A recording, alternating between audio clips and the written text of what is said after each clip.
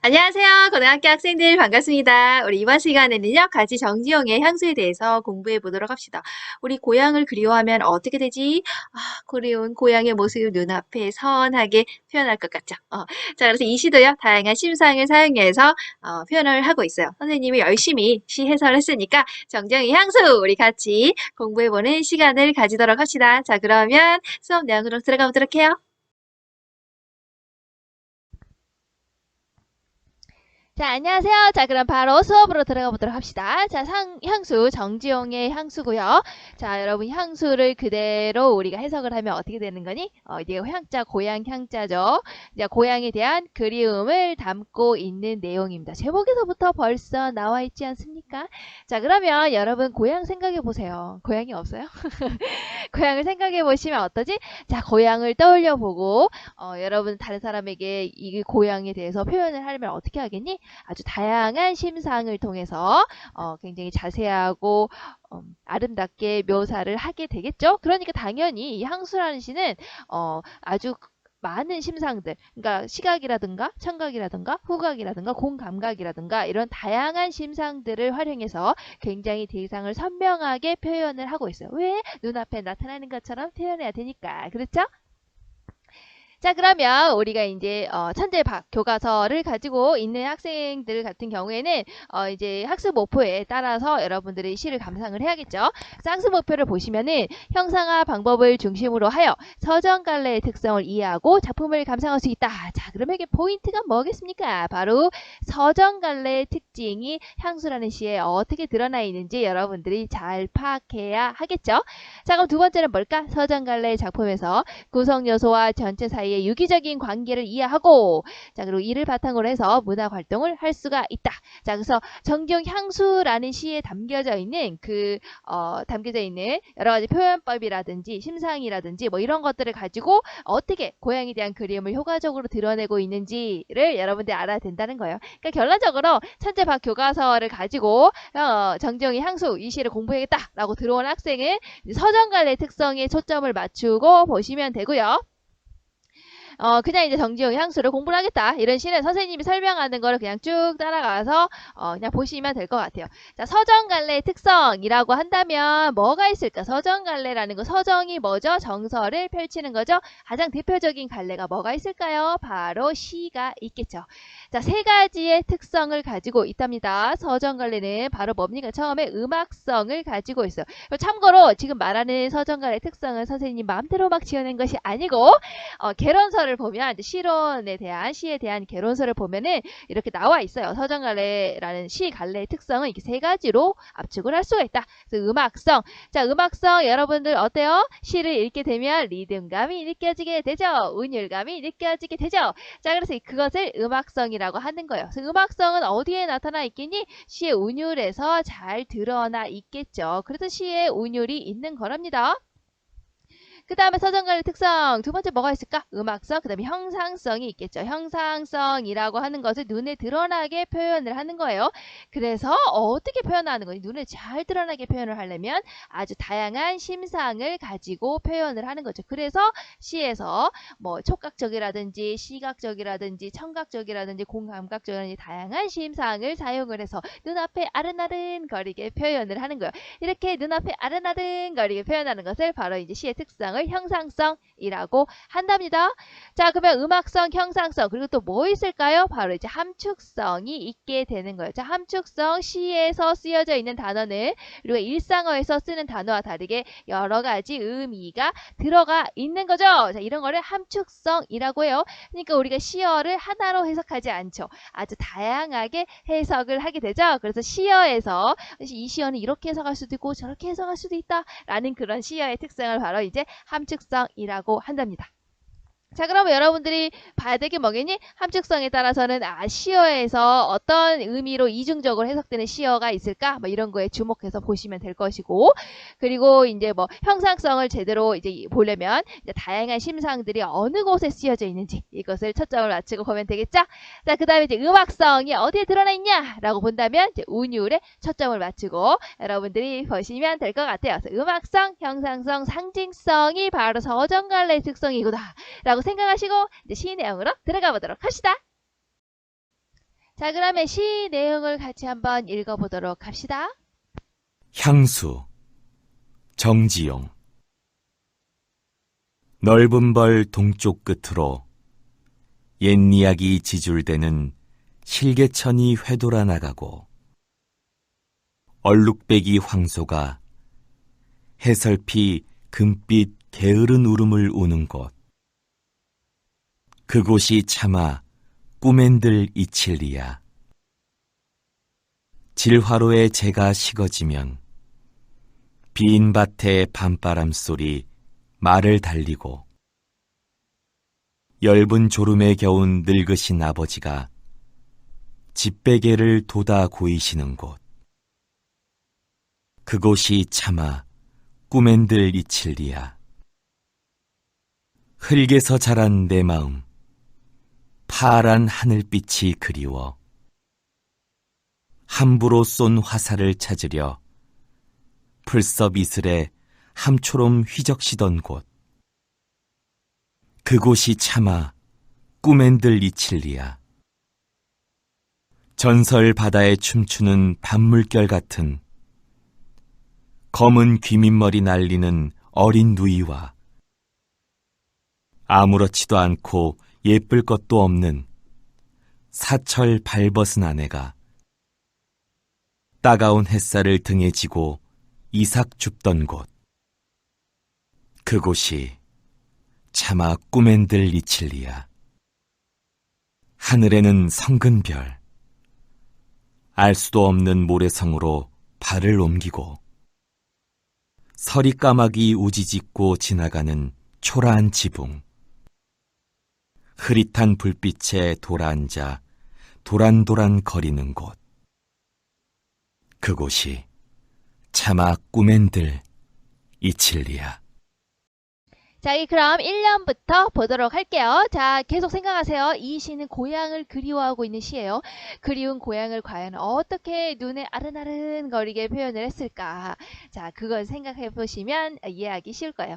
자, 넓은 뻘 동쪽 끝으로. 자, 넓은 뻘이라는 것은 바로 들판이라는 얘기예요. 넓은 들판에 동쪽 끝으로, 이미지를 한번 생각을 해봐. 넓은 들판에 동쪽 저 끝으로. 자, 옛 이야기가 지질지질 되는 실개천이 휘들어 나가고, 자, 지줄된다라는 얘기는요, 바로 무엇이냐? 자, 낮은 목소리로 자꾸 짓거리다라는 뜻이에요. 짓거리다. 자, 이렇게 낮은 목소리로 쩔쩔쩔쩔 이렇게 이야기를 하는 것을 우리가 지줄된다라고 이야기를 하는 거예요.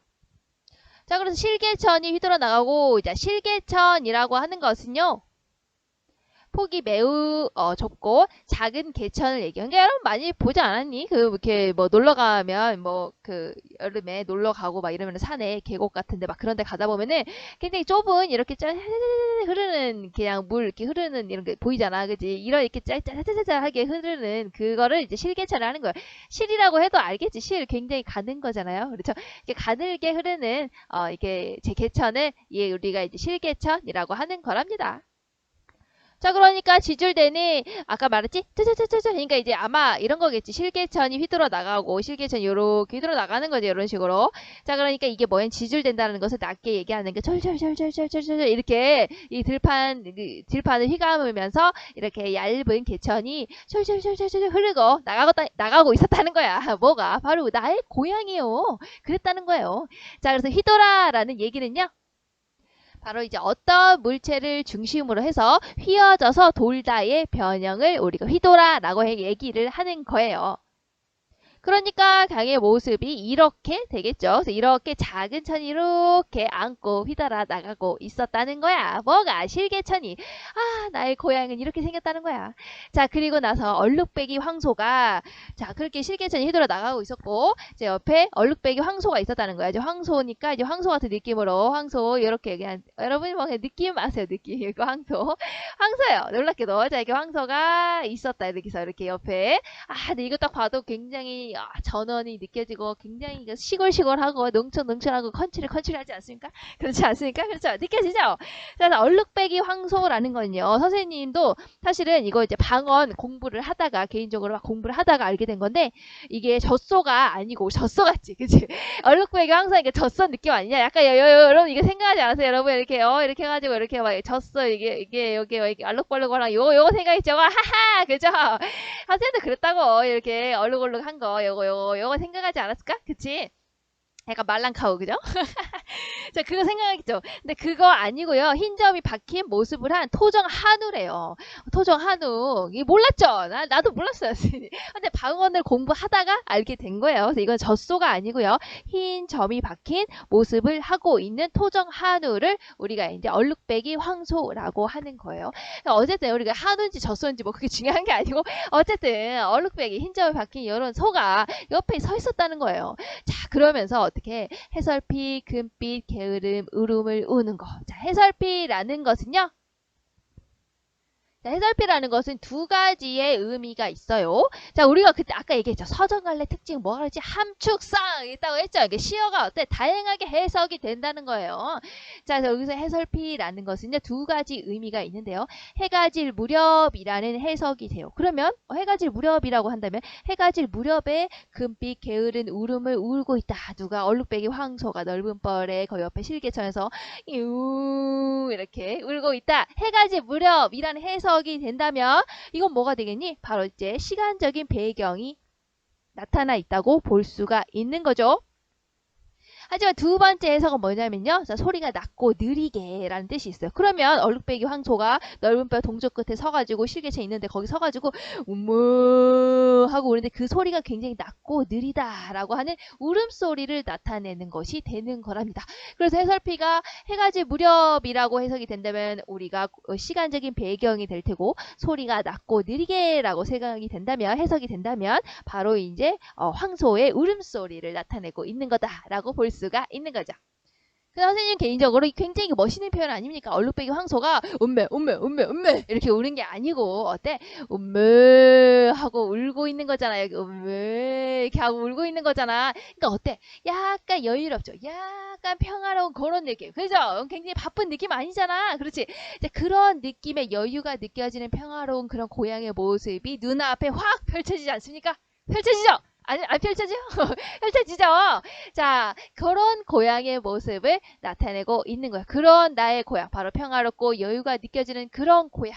그 고향, 나 어떻게? 그곳은 차마 꾸맨들 잊힐랴. 그러니까 꾸맨들 잊을 수가 없다라는 내용이 나타나있죠. 이게 이제 전체적인 의미고요. 자, 그럼 이거 한번 볼까? 이제 우리 여러분들 시험이니까 시험에 맞춰서 이제 보시면 전체적인 의미는 알겠죠. 평화롭고 여유가 느껴진 이런 그림, 요 모습을 머릿속에 딱 박아 놓으시고 그 모습을 이 글을 쓴 작가가 그리워하고 있는 거구나. 그것을 일련에서 나타내고 있는 거구나. 이렇게 생각을 하시면 되겠죠. 자, 그러면 이제 우리가 이제 시험으로 이제 돌아가서 시험에서 뭐 이런 거 나오니까요. 이제 시험에 나오는 거 위주로 보도록 합시다. 자, 그럼 지줄지줄 된다고 얘기했으니까 아까 지줄 된다는 얘기는 뭐라고 했지? 낮은 목소리로 자주 짓거리다. 낮은 목소리로 자주 짓거리는 게 누구예요? 바로 사람이 그러는 거 아닙니까? 낮은 목소리로 짓거리는 게 사람이에요. 근데 실개천이라고 하는 것은 개천이었잖아. 물이었잖아. 얘가 지줄지줄 된다고 생각하면 굉장히 엽기적이지 않습니까? 그쵸? 아니에요. 깜놀이에요. 그래 아니죠? 그러니까 사람처럼 표현했으니까 이게 무슨 법? 바로 의인법이 쓰여져 있구나라는 것을 알 수가 있죠. 마치 실개천의 물소리가 사람이 이야기하는 것처럼 표현이 돼서 굉장히 정답게 느껴지고 있다. 그러니까 이 졸졸대는 소리가 굉장히 절절절절절 이랬다는 거야. 지질됐다고 표현했으니까. 자, 여기서 의인법이 쓰여져 있구나. 그러면서 고양이 굉장히 평화로운 풍경을 나타내고 있다라고 볼 수가 있겠죠.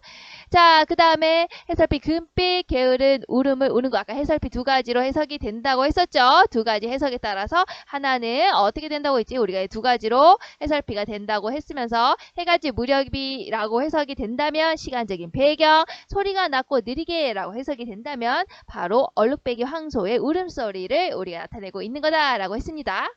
자, 그래서 인이야기 주제되는 실개천 역시 의인법이 적혀져 있죠.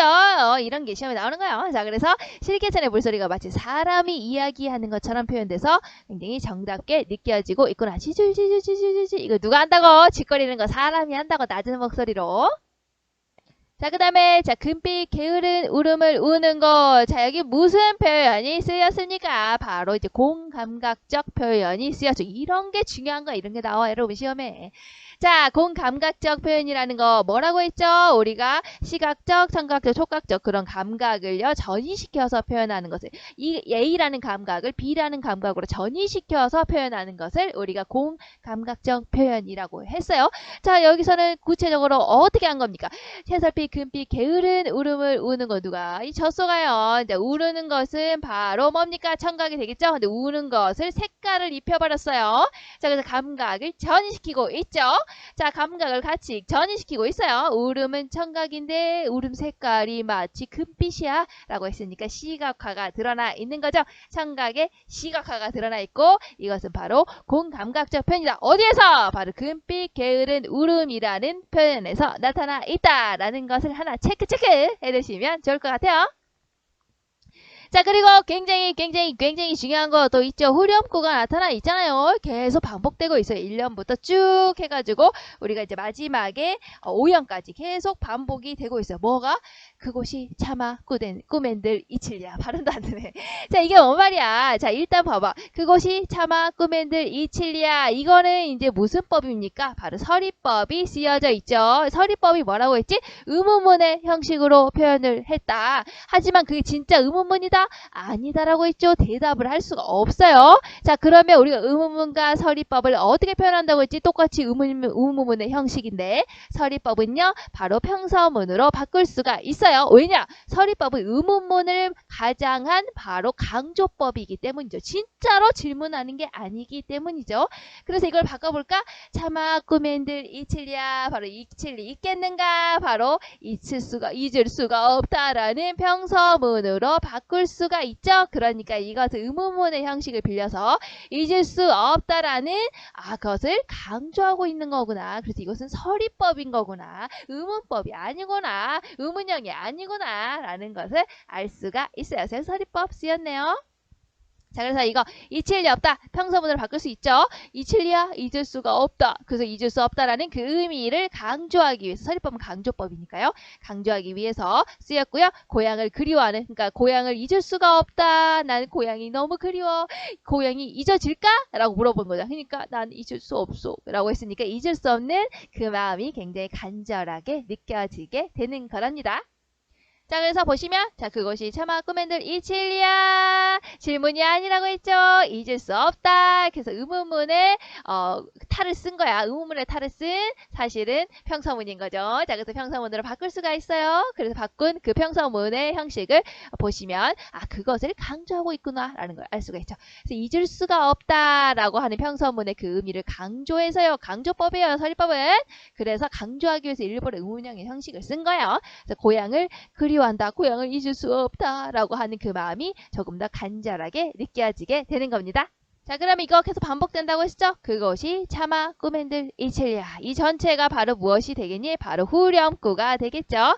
자, 후렴구 계속 반복이 된다라고 하는 것은 어때요? 글 전체, 즉 연 구분이 되고요. 1년 나눠지고 2연이 나눠지게 되죠. 1년 끝에 있고 2연 끝에 있잖아요. 그 연이 구분이 되고요.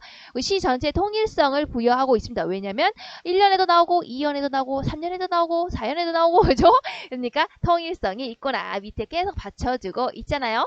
자, 그 다음에 이렇게 반복해서 나타난다는 것은 무엇을 만들어? 바로 운율을 형성한다 라고 보는 거예요. 자, 그러니까 어때요? 우리가 음악성, 형상성, 함축성 중에서 음악성에 해당된다. 서정갈래의 특징이 나타나 있구나 라는 걸 알 수가 있죠. 그리고 내용은 어때? 그곳을 차마 꾸맨들 잊을 수가 없다 라는 내용이 계속 반복되고 있죠. 그러니까 내가 그리워하고 있구나. 무엇을? 바로 고향을 그리워하고 있다라는 것을 강조하고 있다라는 거. 그러니까 그리움의 정서를 불러일으킨다. 계속 불러일으키는 의미를 가지고 있죠. 구체적으로 보면 이렇게 볼 수가 있어요. 후렴구는요, 내용, 형식, 표현으로 나누어 본다면 내용은 일단 이 내용이 계속 반복되고 있지. 차마 꿈에도 잊을 수 없다라는. 그러니까 고향에 대한 화자의 그리움을 심하고 있구나. 고향을 그리워하고 있구나. 그래서 고향을 그리워하고 있는 그 마음을 계속 반복하고 있는 거구나. 라고 이제 내용적인 측면에서 볼 수가 있고요. 또 그리고 형식적인 측면에서는 어때? 아까 뭐라고 했지? 1년, 2년, 3년, 1년 나오고 또 후렴구, 2년 나오고 후렴구, 4년 나오고 후렴구. 그러니까 어때? 연과 연을 1년과 2년을 구별하고 있죠. 그러니까 구분을 하고 있구나. 1년 다음에 나타났어. 2년 다음에 나타났어. 3년 다음에 나타났어. 그러니까 계속 반복되니까 이것은 통일성을 부여하고 있구나. 그리고 똑같은 말이 계속 반복되고 있다는 것은 무엇을 만든다? 운율을 형성하고 있구나. 이렇게 정리하시면 되겠네요. 자, 그리고 1년에서 이제 고향의 이미지를 한번 찾아봐라 한다면 바로 뭘 찾을 수 있을까? 실개천과 얼룩배기 황소를 찾을 수가 있어요. 여기서 알 수 있는 고향의 모습은 어때? 가난하고 고단한 삶이지만 아직 여기까지는 잘 안 나타난 것 같아. 그지? 그냥 있으니까 여러분들 이제 교사용 책에 있어서 가져오긴 했는데 요거까지는 아직 안 나와 있고 1년에서는 그냥 평화롭고 굉장히 정겨운 고향의 모습을 느낄 수가 있네요. 실개천과 얼룩배기 황소의 모습에서. 그 다음에 이제 시간적인 배경, 아까 얘기했죠? 해설피가 해가 질 무렵이라고 해석이 된다면, 그렇게 본다면, 우리가 시간적 배경으로 볼 수가 있다라고 하는 해석이 있었죠. 이제 공간적인 배경은 얘가 있는 곳이 어디야? 넓은 벌이었죠? 넓은 들판에 있었고, 또 실개천이 흐르고 있는 곳이었으니까, 이게 이제 공간적인 배경으로 나타날 수 있겠네요. 자, 그래서 이런 것들을 통해서 화자가 무엇을 떠올리고 있다? 바로 평화롭고, 굉장히 여유가 느껴지고 있는 고향의 풍경을 떠올리고 있다. 어디에서? 1년에서. 1년에 나타나 있는 감각적인 신상, 이거는 바로 형상성과 연결이 되는 거예요. 어디? 서정갈래에서요. 형상성은 뭐라 했지? 눈앞에 아른아른거리게 나타나는 것을 우리가 형상성이라고 했죠. 그 말 그대로 형상이 앞에 형태가 나타나 있게 우리에게 구체적으로 보이게 표현하는 것을 형상성이라고 해요. 자, 그러려면 어떻게 돼? 눈앞에 잘 보이게 표현하려면 여러 가지 심상을 써서 표현을 해야겠죠. 그래서 1년에 나타나는 감각적인 심상 뭐가 있냐? 바로 시각적인 거 어떻게 있지? 얼룩배기 황소가 있겠죠. 흰 점이 박혀져 있는 토종 한우였잖아. 갑자기 한우가 먹고 싶네요. 자, 어쨌든 그렇다는 거고요. 어쨌든 여기서 얼룩배기 황소. 그 다음에 이제 청각적인 심상이니까 예니하게 지줄지줄 되고 있는 실개천이에요. 이 부분에서 청각적인 심상. 그리고 공감각적인 심상 어디에 있었지? 금빛 게으른 울음에서 청각의 시각과 감각의 전이가 나타나 있다. 이렇게. 그래서 이런 다양한 심상을 가지고 어떤 효과가 있는데 바로 고향의 모습이 좀 더 생생하게 느껴지게 된다. 다채롭다는 얘기는 시각, 청각, 공감각 등을 여러 가지를 섞었으니까 좀 다채롭다, 다양하다 뭐 이런 거예요. 그래서 형상화하고 있다. 그래서 구체적으로 이렇게 여러 가지 심상을 쓰게 되면 그 고향의 모습이 좀 더 생생하게 내 눈앞에 아른아른거리게 진짜로 나타나는 거잖아. 그래서 이게 형상화되고 있다. 자, 이걸 통해서 이제 이걸 듣는 우리 같은 독자들은 고향에 대한 추억을 떠올릴 수 있고 향수를 불러일으키는 이런 효과가 있네요. 그러니까 이런 심상을 다양하게 쓰면 생생하게 나타나게 되는 거예요. 자, 그러면 2연의 내용으로 들어가 보도록 합시다. 2연을 볼게요. 지라로에 제가 식어지면. 자, 지라로라는 것은요, 무엇이냐면 바로 진흙화로를 이야기를 하는 겁니다. 그래서 진흙화로 선생님이 한번 찾아봤는데요. 자, 요거예요, 요거 진화로, 요거 진흙화로 있죠. 그러니까 여러분들이 여기서 아셔야 될 게 뭐냐면 화로를 피웠다라는 것은 지금 계절이 언제라는 걸까요? 여름에 피울까요? 여름에 쪄 죽겠어요. 필 수가 없죠. 자, 어때요? 지금 춥다는 얘기겠지. 그래서 계절적 배경이 언제라는 겁니까? 바로 겨울이라는 것을 알 수가 있는 거예요. 뭐냐? 진흙화로에 제가 식어지면 그 진흙화로를 데폈다는 거잖아. 그걸 안에다가 화로를 작동시켰다는 얘기잖아요. 그 얘기는 겨울이라는 얘기겠죠. 그래서 우리는 계절적인 배경을 알 수가 있습니다. 자, 그래서 시간의 흐름이 나타난다는 것은 자, 지라로가 따뜻했겠지. 그 얘기는 이제 추웠을 때 따뜻하다 이렇게 했겠지. 하지만 이제 식어졌다. 이렇게 식었다는 것은 시간이 그만큼 흘렀다는 거겠죠. 당연하죠. 식었다는 거니까. 자, 그래서 겨울밤에 식어지면이라는 거에서 그러니까 여러분들이 지라로라는 단어에서는 계절적인 배경이 겨울이구나 라는 것을 알 수가 있고 식어지면이라는 것에서는 화로가 따뜻하게 있었다가 식어졌죠. 그러니까 시간이 흘렀구나 라는 것을 알 수가 있습니다. 자, 이렇게 되면 빈 밭에 밤바람 소리가 말을 달리고, 자, 밤바람 소리. 자, 그러니까 여러분들이 화로에 지금 이렇게 생각을 하면 돼. 이미지로 생각을 하시면 돼요. 이렇게 약간 JPG 파일로 생각하시면 돼요. 어떻게 하면 되냐면 이제 겨울밤이에요. 추워요. 그 화로를 피웠겠지. 화로를 피웠다가 좀 제가 식어질 정도로 시간이 흘렀어. 근데 그 시간 동안 뭘 하고 있었냐면 저 멀티 밭이 있는데요. 밭에서는 바람이 소리가 나는 거지. 밤바람 소리가. 이렇게 이런 소리예요. 알겠어요?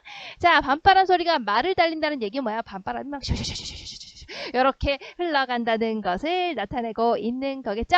자, 그럼 여기서 우리가 하나 체크. 자, 공부를 이제 시험을 위해서 하는 공부라면 체크 뭘 하면 되겠습니까? 여기서 어떤 표현이 드러나 있죠? 바로 감각적인 표현이 드러나 있죠. 자, 뭐가 있을까? 밤바람 소리 했으니까 무슨 심상이야? 청각적 심상이죠. 청각적 심상이 어때? 밤바람 소리가 달리는 거잖아. 따따따따따따. 자, 그러니까 청각적 심상이 달린다. 시각적으로 보이는 것처럼 표현을 했죠. 자, 한 가지의 심상이 다른 심상으로 전이가 되고 있죠. 이런 걸 유식하게 뭐라고 한다고? 공감각적인 표현이라고 한다고. 자, 그래서 우리가 서정갈래의 특성과 연관시켜 본다면 서정갈래 특성 얘기했죠. 음악성, 그리고 뭐였죠? 형상성, 그리고 있었죠. 자, 그리고 함축성 있었잖아요. 그 중에서 눈에 보이게 표현을 하려면 어떻게 한다고? 다양한 심상을 가지고 표현을 한다고. 여기서는 공감각적인 심상이 드러나 있는데 어디서? 밤바람 소리 말을 달리고 라는 표현에서 드러나 있네요. 청각적인 소리를요. 말을 달린다 라고 시각적으로 전이시켜서 표현하고 있죠. 청각의 시각화. 그러니까 공감각적인 심상이 나타나 있네요. 효과는 어때요? 자, 이렇게 표현을 하니까 눈에 생생하게 나타나게 되잖아. 그래서 고양이의 모습 생생하고요. 다채롭게 형상화하고 있다 라고 보시면 되겠네요. 나머지는 이제 아까 1년에서 했던 거랑 동일한 내용이니까 어쨌든 여기에서 공감각적인 심상이 드러나 있고 이건 서정갈의 형상성과 연관이 되는 거구나. 눈에 보이게 표현을 하고 있구나 라는 것을 보시면 되겠네요. 자, 그러면 우리 계속해서 JPG 파일로 생각을 해봅시다. 어떻게 해요? 자, 그런 와중에 옅은 졸음에 이렇게 졸고 계신단 말이에요. 누가? 바로 늙으신 아버지가 졸고 계신다는 거야. 굉장히 그 나른한 그 느낌 아시겠죠? 지라로에 제가 턱 실어지고 밭에서는 바람이 흐르고 거기서 아버지가 이렇게 졸고 계시는 그 나른한 그 풍경. 자, 그 풍경을 지금 나의 고향의 모습이야 라고 생각을 하는 거예요. 자, 그런 아버지가 어떻게 한다는 거야? 베개를 돋아 고이시는 거. 돋아 고인다는 것은 여러분들 그 잠 자다 보면은 베개가 밑으로 쭉 내려오잖아요. 그럼 여러분 어떻게 하지? 베개를 위로 이렇게 틱틱틱 올리잖아요. 이렇게. 자, 그것을 돋아 고이시는 거라고 돋아 고인다 라고 생각을 하시면 될 겁니다. 그래서 늙으신 아버지가 굉장히 고단한 모습이구나 라고 생각을 하시면 되겠네요. 이 모습이 언제라고? 나의 고향이라고. 자, 그래서 선생님이 검색하다가 아주 향수의 모습이 아주 잘 드러나 있다 라고 생각한 거 하나 가지고 왔는데요. 이거 보시면 향수의 그 모습이 아주 잘 드러나 있죠. 어떻게? 자, 얼룩배기 항소 있죠. 자, 그 다음에 저기 넓은 넓은 들판의 동쪽 끝으로 휘돌아가고 있죠. 휘돌아가고 있어요. 자, 휘돌아가고 있고 실개천이 휘돌아가고 있고요. 자, 얘가 어떻게 한다고 그랬어? 하고 있다고 했죠. 그리고 지라로에 여기 지라로 있는 지라로에서 지금 어떻게 하고 있는가? 제가 툭 실어지게 되면은 밭에서는 밤바람 소리가 흐르게 있고 그 밤에는 아빠는 옅은 졸음에 있어서 여기 집베개를 돋아 거우시고 이렇게 아버지가 주무시고 계시고 있구나 라는 것이 잘 드러나 있네요. 그렇죠? 자, 그 고양이의 모습 어떤다고? 삼아 꿈엔들 잊을 수가 없다. 너무 그립다 라는 것을 알 수가 있습니다. 자, 이연은 어때요? 겨울밤의 정경과 나른한 정경 그리고 늙은 아버지의 모습을 회상하고 있구나 라고 정리하시면 되겠네요. 자, 그래서 이연에서 드러나 있는 고양이 이미지는 어떤 거 있지? 지라로, 진흙화로, 그리고 늙으신 아버지를 통해서 나는 무엇을 떠올렸다? 바로 고양이의 모습을 떠올리고 있구나. 자, 가난하고 고단한 삶이지만 굉장히 평화롭고 정겨운 나의 고향 지라로에 툭 이렇게 떨어지고 아버지를 이렇게 주무시고 계신 그 나른한 그 승기임, 그 나른한 그 고향의 이미지가 생각난다 라고 이제 이연에서는 나타내고 있네요. 자, 그럼 이연의 시간적인 배경을 볼게요. 밤바람이 불고 있으니까 시간은 언제야? 밤이 된 거겠지. 그죠? 공간적인 배경은 언제야? 어디야? 바로 지라로가 있고 진흙화로가 있는 곳, 그 집베개를 돋우고 있는 거 바로 이제 방 안이 되겠죠. 자, 그러면서 이 모든 것들을 통해서 떠올리고 있는 대상 이연에서는 누구였다고? 바로 늙으신 아버지를 떠올리고 있었구나 라고 생각하시면 되겠네요. 자, 3년의 내용으로 들어가 보도록 합시다. 자, 흙에서 자란 내 마음. 자, 흙에서 자랐다는 얘기는 진짜 그 머드에서 자란 거야, 내가. 자, 아니겠죠? 이제 뭘까요? 흙에서 자랐다는 것은 내 어린 시절이 어디에서 자라났다는 거야? 바로 자연 속에서 내가 막 뛰어놀면서 자랐다는 거예요. 알겠죠? 모아나 같이 자랐다는 그런 거야. 모아나였어요, 모아나. 그렇죠. 어린 시절에 나는. 자, 그때 어린 시절을 내가 생각해 보니까요. 그때 나는 어떠냐면 교양에서 파란 하늘빛을 그리워했던 존재라는 거야. 자, 파란 하늘빛이라고 한다면 자, 약간 요런 느낌의 하늘 아니겠습니까? 그렇죠. 요런 느낌, 그러니까 내가 파란 하늘을 그리워했다는 것은 어린 시절에 내가 지내왔던 고향의 풍경을 생각해 보니까 나는 파란 하늘빛을 그리워하면서 뛰쳐나갔다는 거야. 그러니까 파란 하늘빛이라고 한다면 여러분 뭐가 있을까? 꿈과 소망, 뭐 이상세계, 늘 내가 가고 싶어 하는 그런 곳을 생각할 수가 있겠죠? 자, 그래서 파란 하늘이라는 것은 이제 꿈과 희망, 이상세계를 쫓아다니면서 어린 시절에 내가 고향에서 꿈을 키워가면서 성장을 했었다라는 내용이라는 거죠. 자, 그러면서 나는 어떻게 살았냐면 자, 함부로 쏜 화살을 찾으려고 다니기도 했다는 거야. 자, 함부로 쏜 화살이라고 한다면 우리가 화살을 쏘면 그 화살을 지금 함부로 쐈잖아. 못 찾고 있는 거잖아. 그러니까 미지의 세계에 대한 막연한 동경을 가지고 있으면서 이게 하늘이에요. 하늘에다가 내가 뭘 쐈다는 거야. 화살을 쐈다는 거야. 화살 어디로 가? 몰라. 그렇죠. 그러니까 미지의 세계에 대한 막연한 동경 같은 것을 내가 가지면서 살고 있었다라고 생각을 하시면 됩니다. 자, 그러면서 내가 그렇게 찾으면서 풀숲 이슬에서 내가 함처럼 휘적시던 거. 그러니까 여러분들 생각해보면 이미지 역시 JPG 파일로 생각하실 수 있죠? 어때요? 자, 꿈같은 어린 시절에 나는 어땠다는 거야? 고향에서 내가 자연 속에서 막 모아나처럼 뛰어놀면서 나는 저 하늘을 그리워했지. 모아나에서도 바다 가고 싶어 하잖아. 꿈과 이상세계 막 이렇게 가고 싶어 하잖아. 난 저기로 가고 말 거야. 막 이렇게. 그래서 그리워하면서 그리고 또 그러기도 했었고 또 어린 시절에 나는 미지의 세계에 대해서 막 동경을 하면서 나는 미래의 뭐 멋있는 디자이너가 될 거야 막 이러면서 이렇게 살았다는 거야. 그러면서 풀숲 이슬에 함처럼 휘적시던 거. 그러니까 이슬을 막 이렇게 휘젓고 다니던 나. 그러니까 휘적시던다는 건 휘적시던이라는 뜻은 바로 이제 이곳저곳 내가 돌아다녔다. 그러니까 막연한 동경을 가지면서 어린 시절에 나는 이상세계 꿈과 희망 이런 거를 찾으면서 이곳저곳을 막 돌아다니던 그런 나였다. 자, 그때 내가 했었던 어린 시절의 나. 여러분들이 고등학생이면 초등학교 때의 나 생각해 보시면 꿈과 희망 넘치지 않았습니까? 안 넘쳤어요?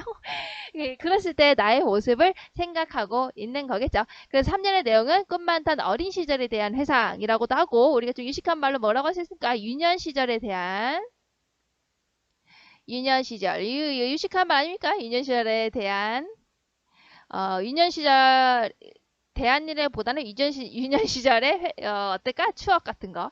유년 시절의 추억이 담겨져 있는 내용이구나. 이렇게 생각을 하시면 될 것 같아요. 이렇게 막 말이 버벅거리지. 자, 그래서 꿈마다 어린 시절 가지고 있었던 나의 모습, 그 고향 어떤다는 거야. 차마 꿈엔들 잊히리라. 역시 잊을 수 있어요, 없어요? 잊을 수 없다는 마음이 담겨져 있죠. 자, 그럼 구체적으로 보도록 합시다.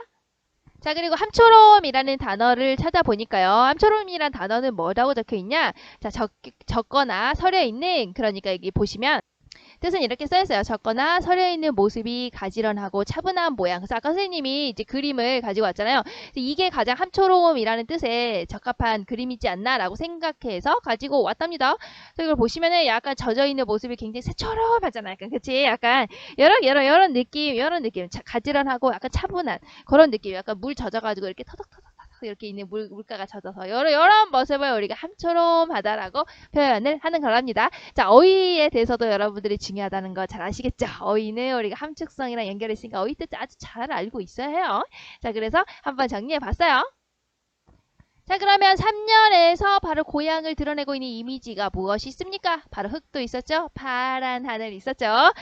꿈과 소망 이상세계를 드러내고 있었던 거. 그리고 풀섭 이슬 같은 거. 이제 그런 걸 봤을 때 우리가 이게 여기서 나의 고향의 이미지가 드러나 있구나. 역시 고향의 모습은 가난하고 이거는 이제 그 향수 전체에서의 고향의 모습을 이런 이제 1년, 2년, 3년에 나타나 있는 이미지를 통해서 드러내 있다. 그러니까 선생님이 지금 부분적으로만 가지고 온 거거든요. 3년에서는 이런 것들의 시여를 통해서 고향의 이미지를 드러내고 있구나. 3년의 이미지는 꿈 많던 어린 시절에 대한 회상. 고향에서 꿈 많던 어린 시절을 보낸 시적 화자, 어린 화자의 모습이 드러나 있는 거구나. 이제 그것을 나타내기 위해서 이런 소재를 사용을 했구나. 이런 이미지를 사용했구나. 이제 이 정도로 보시면 됩니다. 자, 그러면 여기에 시간적, 공간적 배경을 볼까요? 이제 3년에서 본다면 시간적은 이제 이슬이 받쳐져 있다. 이슬이 언제 생기죠? 여러분, 이제 새벽에 나가면 이슬이 맺히잖아. 그래서 새벽 정도의 시간이구나 라고 이제 추측을 할 수가 있고요.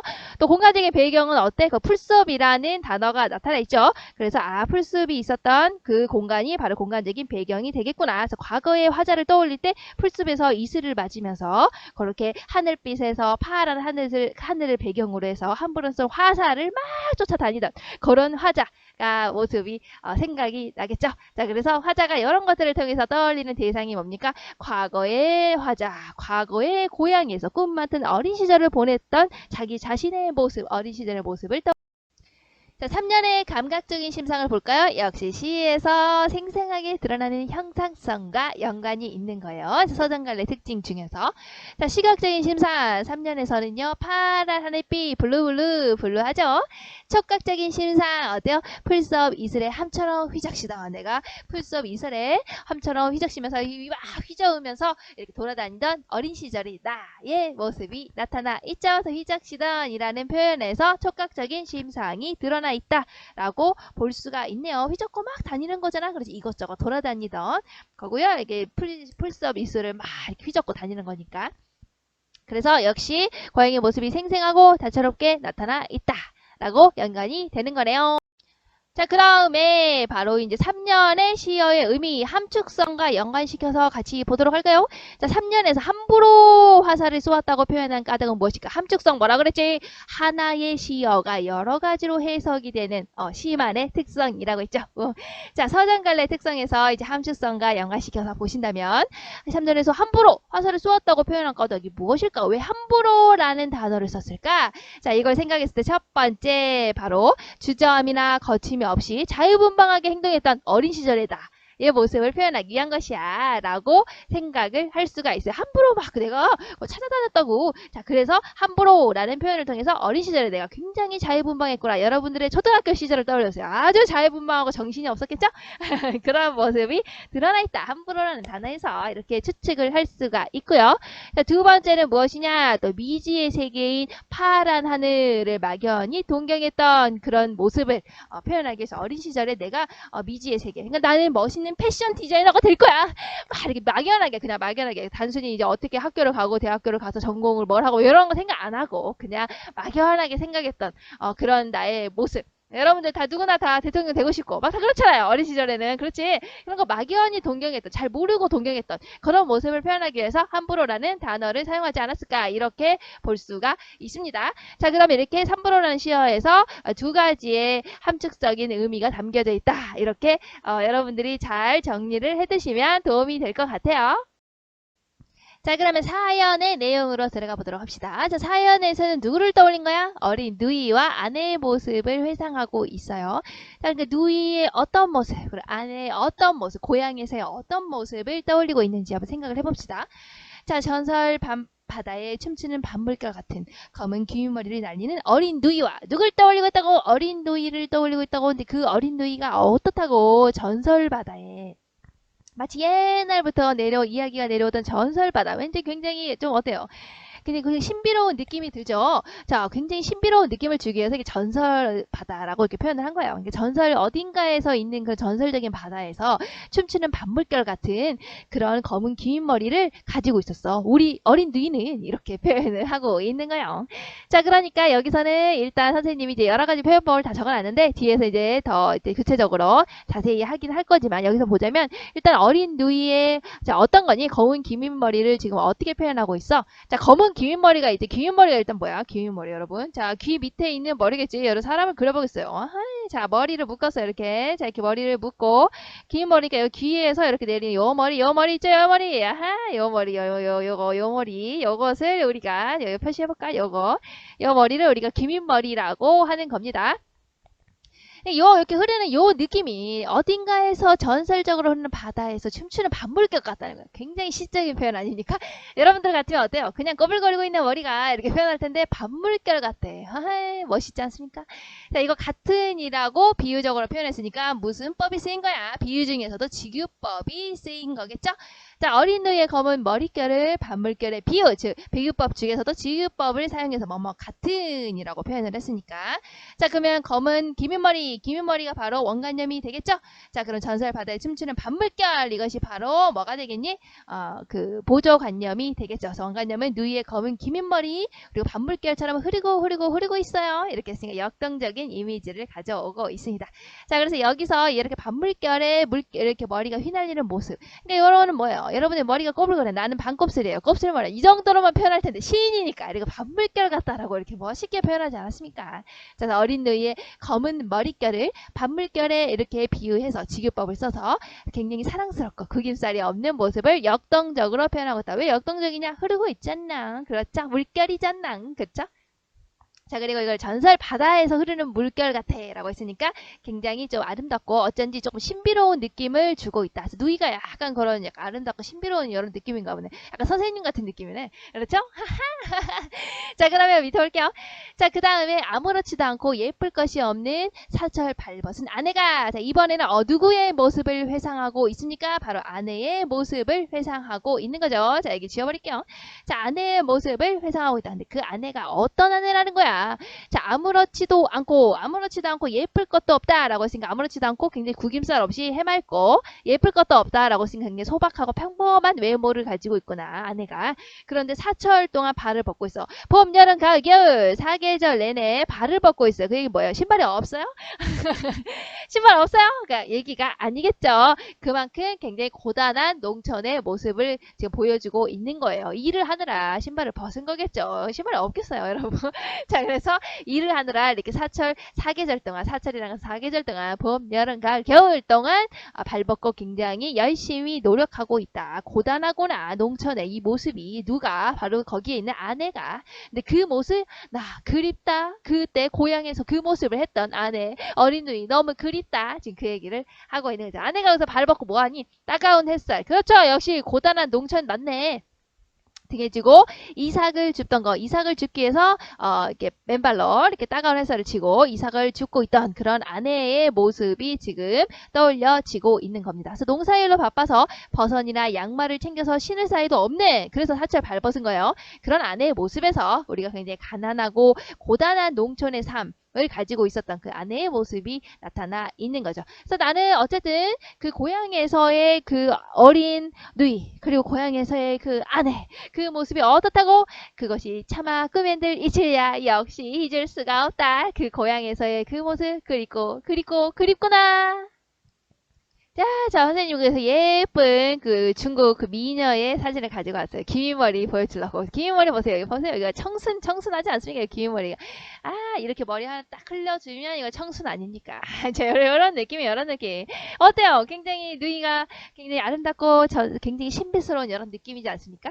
자, 그래서 이런 거 생각하시면 될 것 같아요. 자, 그러면 우리 표현 방법부터 정리해보도록 합시다. 전설 바다에 춤추는 반물결 같은, 자, 춤춘다 라고 표현을 했죠. 반물결 같은 검은 긴 머리 휘날리는 어린 누이야, 그 부분에서. 자, 그래서 전설 바다에 춤추는 반물결 같다, 자, 라고 표현했으니까 반물결이 춤을 추고 있어요. 반물결 댄스, 렛츠 댄스예요. 반물결 살아있어요? 춤출 수 있어요? 없죠? 춤을 추는 건 누구예요? 바로 사람이죠. 사람이 아닌 것을 사람처럼 표현한다. 그리고 의인법, 사람 인자가 드러나 있는 거죠. 그래서 반물결이 춤을 춘다 라고 비유함으로써, 비유법 중에 하나가 의인법이니까 함으로써 일렁이는 물결의 모습이 굉장히 역동적으로 표현하고 있구나. 그러니까 일렁이는 물결의 이 모습이, 물결이 춤을 춘다, 아싸 아싸 둥치 이렇게. 자, 그래서 굉장히 어때? 굉장히 역동적으로 표현하고 있구나. 의인법으로 표현했기 때문에. 그 다음에 볼게요. 자, 사연의 표현 방법 두 번째. 자, 검은 기민머리 날리는 어린 누이에서는 바로 무엇이 쓰여있다? 지교법이 쓰여있다. 날려있다고요?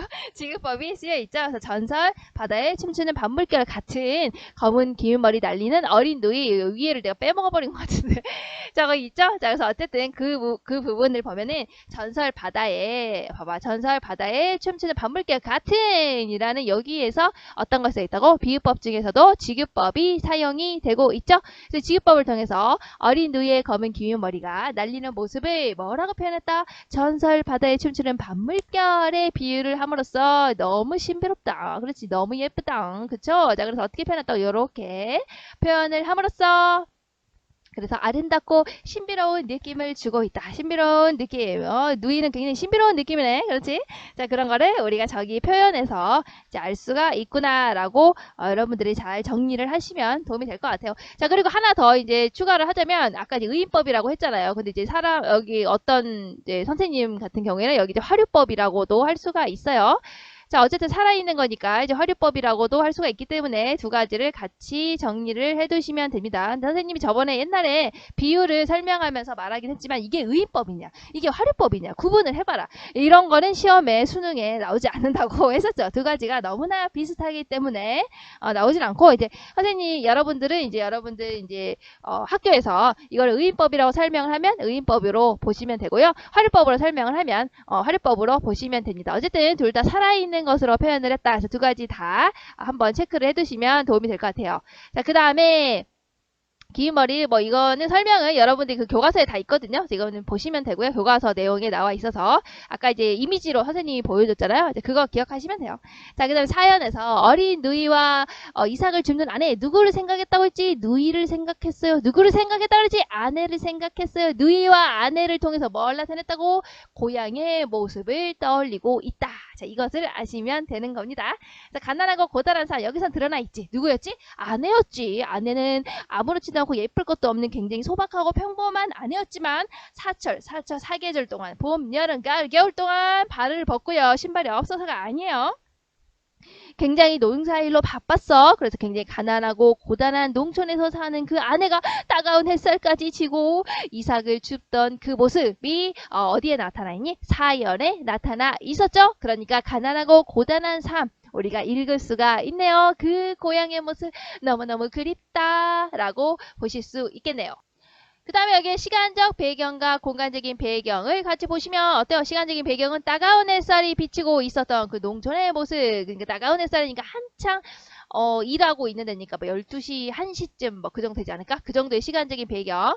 따가운 햇살이 비치고 있으니까 어떨까? 뭐 여름 뭐 이 정도 느낌이 되지 않을까요? 막 굉장히 더운. 자, 그리고 이제 이삭을 줍고 있었던 공간에서 있었던 그 아내 가 내가 지금 떠올리고 있는 것이다. 그래서 어린 누이와 화자를 떠올리고 있는데 어린 누이와 화자를 떠올리고 있어요. 지금 이게 뭐예요?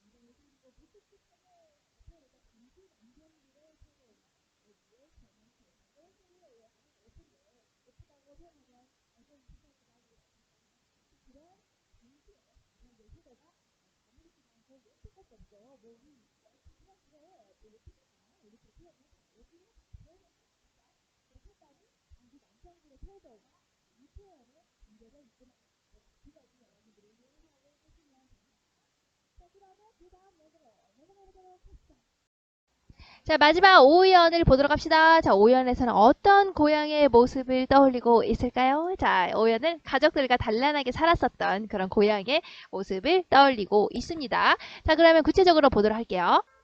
자, 오연에서 내가 떠올리고 있는 고향은요, 하늘에는 성근 별이 뜨고 있어. 자, 별은 언제 뜨죠? 별은 바로 언제요? 바로 이제 밤에 뜨죠. 그래서 이렇게 밤에 뜨고 있다는 것을 봤을 때 시간이 어떠다는 거야? 시간이 흐르고 있다라는 것을 여러분들이 잘 확인을 할 수가 있겠죠. 자, 하늘은 성근 별, 시간이 흐르고 있구나. 이제 밤이 되었구나. 자, 성글다라는 뜻은 무엇이냐? 바로 별들이 듬성듬성하게 있는 모습을 이루고 있는 말입니다. 그래서 아까 선생님 이미지 가져왔죠? 약간 별들이 이렇게 좀 듬성듬성, 이거 너무 많은 것 같긴 한데, 약간 듬성듬성하게 있는, 이제 그런 거 생각하시면 돼요. 그래서 하늘에 별이 이제 좀 띄엄띄엄 떠 있다는 거야. 자, 그걸 봤을 때 지금 시간이 언제라는 거지? 바로 이제 밤이 되었다는 것을 알 수가 있죠.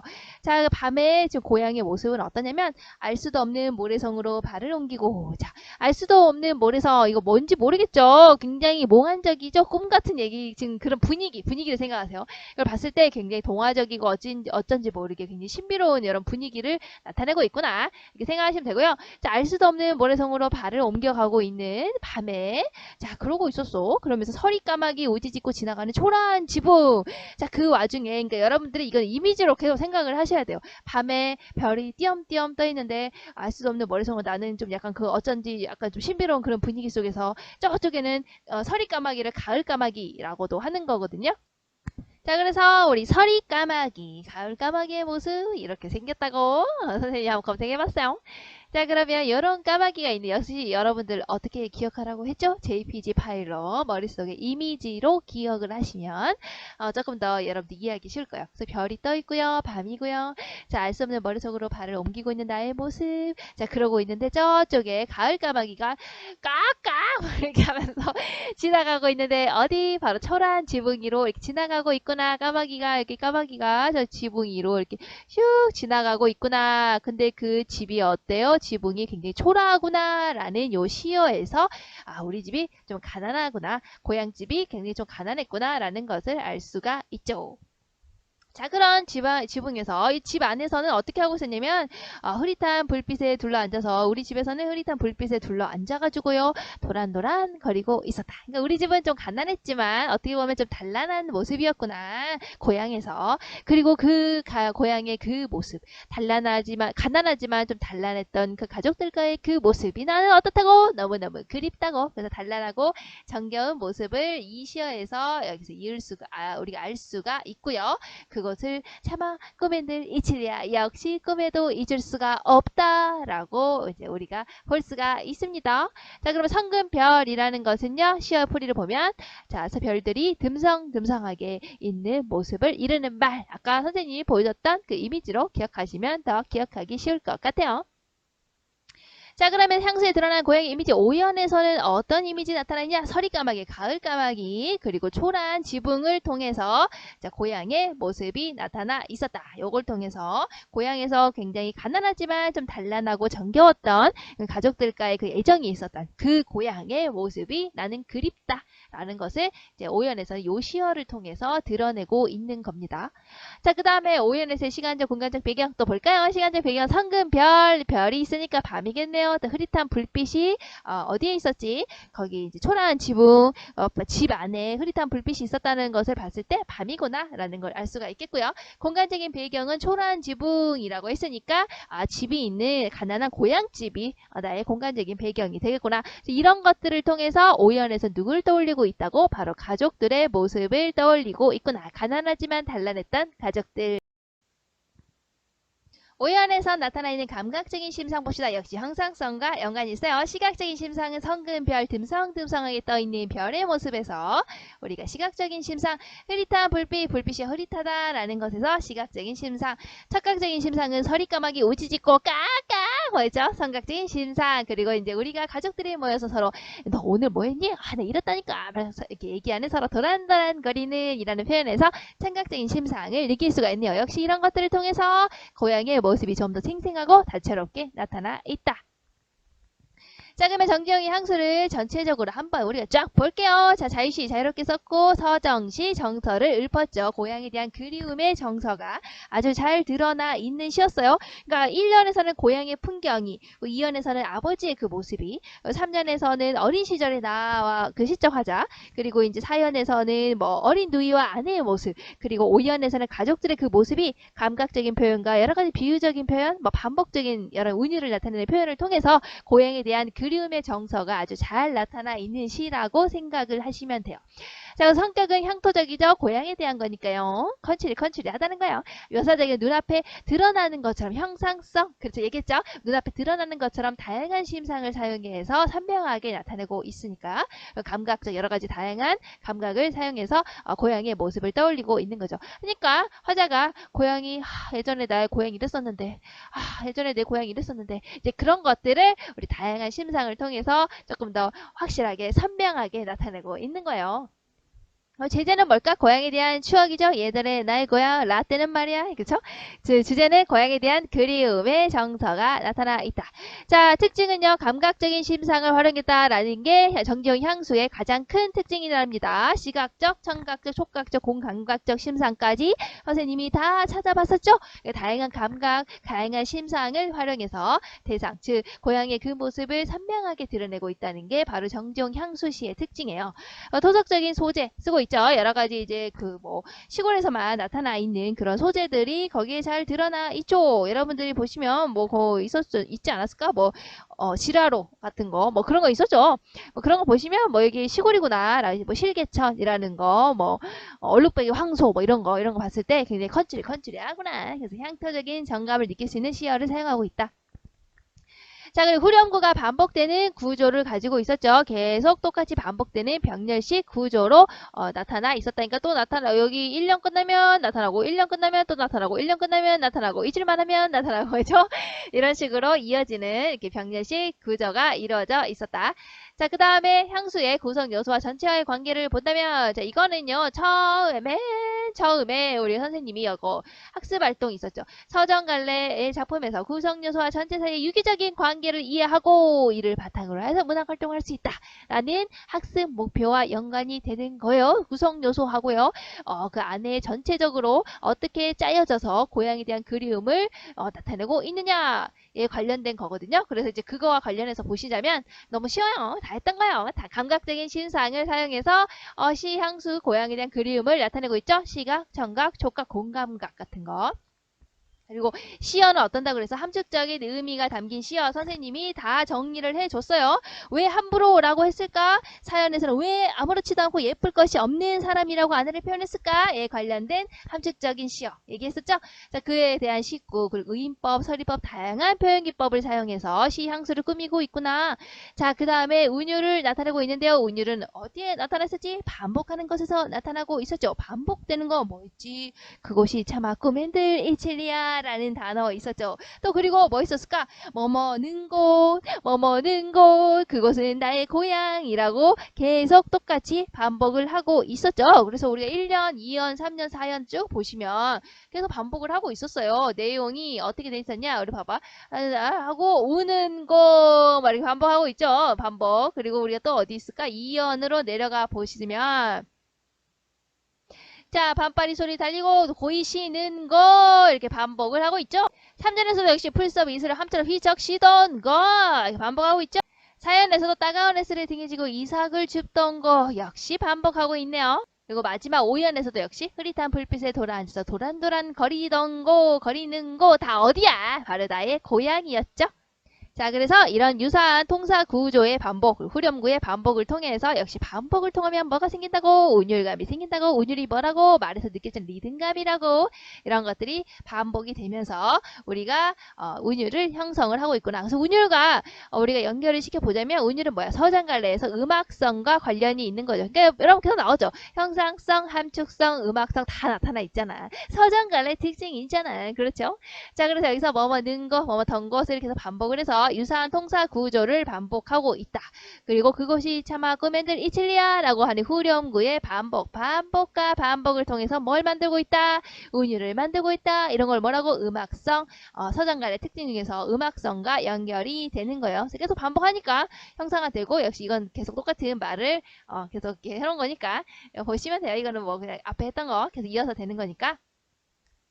그 다음에 소속적인 소재 쓰고 있죠. 그래서 여기가 여기서 시적 화자가 생각하고 있는 고양이 도시가 아니구나 라는 걸 알 수가 있죠. 실개천이라든지 황소, 진화로 같은 소박하고 정겨운 고향을 떠올리는 여러 가지 소재들을 사용하고 있어서 내가 생각하고 있는 고향이 시골이구나 라는 것을 알 수가 있죠.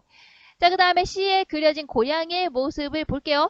굉장히 정겹고 평화로운 공간이었죠. 이거는 이제 여러분 1년부터 쭉 5년까지 이제 전체적인 이제 시의 분위기를 보자면 이런 느낌이었지. 정겹고 평화로운 공간.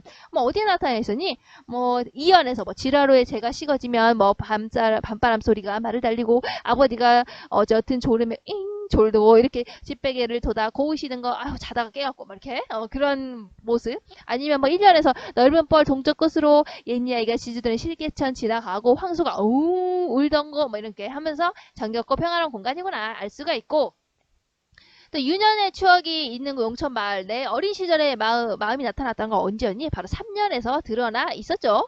좀 가난하고 고단한 삶을 살아가지만 좀 단란한 가족들이 좀 있었다. 힘들게 살긴 했지만 힘들게 살았다라는 것은 어디에 있었을까? 바로 사연에 있었죠. 뭐 아무렇지도 않고 예쁠 것도 없는 사철 발벗은 아내라는 표현에서 그렇구나. 농사일로 바빠서 버선이나 양말을 챙겨서 신을 사이도 없는 그런 모습을 봤을 때 가난하고 고단한 농촌의 모습이 드러나 있구나라는 것을 거기서 알 수가 있었죠.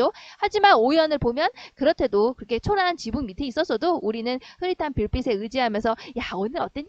야 오늘 이렇게 되게 재밌었다. 이렇게 도란도란 거리는 가족들이 있는 그런 곳이라고 해서 굉장히 단란하고 정겨운 모습이 드러나 있죠. 그리고 맨 마지막 우리가 그 어절 반복하고 있었죠. 계속 똑같은 말 뭐 있었니? 거기서 똑같은 말 뭐 반복하고 있었니? 왜 안 나오니 이거? 여기 똑같은 말을 반복하고 있었는데 자, 찾았다. 있죠? 그것이 차마 꿈엔들 이칠리야. 요거 계속 반복되고 있었죠? 그래서 그 부분을 봤을 때 고향이라는 것은 바로 꿈에도 잊을 수 없는 그리운 곳이구나. 하하, 이런 것을 알 수가 있었네요. 자, 마지막으로 고향의 이미지 아주 잘 가지고 온, 자, 이렇게 여러분들이 이미지로 이렇게 딱 생각을 해두시면, 시를 딱 그리면서, 그러면은 좀 잘 안 잊어먹을 거예요. 정지영의 향수. 자, 넓은 뻘 동쪽 끝으로, 동쪽 끝으로, 넓은 뻘, 뭐라 그랬지? 바로 들판 동쪽 끝으로. 자, 실개천 휘돌아 나가고 있네요. 그렇죠? 실개천 휘돌아 나가고 있고요.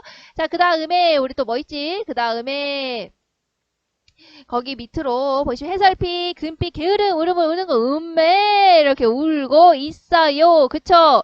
색깔 좀 잘 나오게 아까 빨간색으로. 자, 음매하고 울고 있어요. 자, 이게 바로 1년의 내용이었죠. 그 다음에 지라로에 제가 식어지 지라로에 나와 있네. 제가 식어지면 빈 밭에 밤바람 소리가 밤에 달리고 다다다다다 이렇게 휴휴 밤에 불던 그때 옅은 졸음 이렇게 하는 아버지가 베개를 위로 이렇게 떨어진 거야. 다시 위로 턱턱 이렇게 하는 그 모습, 이연의 모습이 여기에 나타나 있는 이연의 모습이었어요. 자, 그 다음에 또 3년의 모습은 어디에 나타나 있을까? 자, 흙에서 자란 내 마음 파란 하늘빛이 그리워서 여기 파란 하늘빛을 그리워해서 이상세계. 그리고 화살을 찾으려고 풀숲 이슬에 여기 이 풀숲이 있던 이슬에 함처럼 휘적시던 나의 모습. 자, 이거 화살을 썼으니까 화살 들고 있구나 여기, 그치? 그래서 이거는 3년의 모습이라고 우리가 추측을 할 수가 있겠네요. 자, 그 다음에 또 뭐가 있을까? 자, 사연에서는 전설 바다에 춤추는 밤물결 같은 어린 누이는 좀 안 나타났다. 자, 그래서 여기 검은 긴 머리 휘날리는 어린 누이도 기억했었고 아무렇지도 않고 예쁠 것도 없는 아내를 그리워했던, 따가운 햇살을 등에 지고 이삭을 줍던 그 모습을 하고 있던 아내도 그리워. 아내는 안 나타났다 여기, 그치? 어쨌든 그 아내도 그리워했던 게 사연의 모습이었고요. 자, 하늘에는 성금 별이 있어. 여기 성금 별, 듬성 있는 성금 별이 있고요. 알 수 없는 모래속으로 발을 옮기고, 자, 이렇게 굉장히 신비스러운 분위기 쪽으로 이렇게 어두운 밤 속으로. 자, 그런데 서리 까마귀 여기 있네. 여기 가을 까마귀가 깍깍 울던 초라한 지붕. 자, 그 밑에서 흐릿한 불빛에서도 도란도란 이야기를 나누던 바로 그곳이에요. 자, 이게 몇 년이에요? 5년의 내용이 나타나 있네요. 자, 이렇게 이미지로 여러분들이 잘 기억을 해두시면 정지영의 향수란 시가 더 이상 어렵게 느껴지지 않을 거예요. 여기까지 공부하느라 정말 수고 많이 하셨습니다. 우리 그러면 이제 정지영의 향수 여기까지 공부하고요. 다음 시간에 또 만나는 거죠? 다음 시간에 만나도록 합시다. 안녕!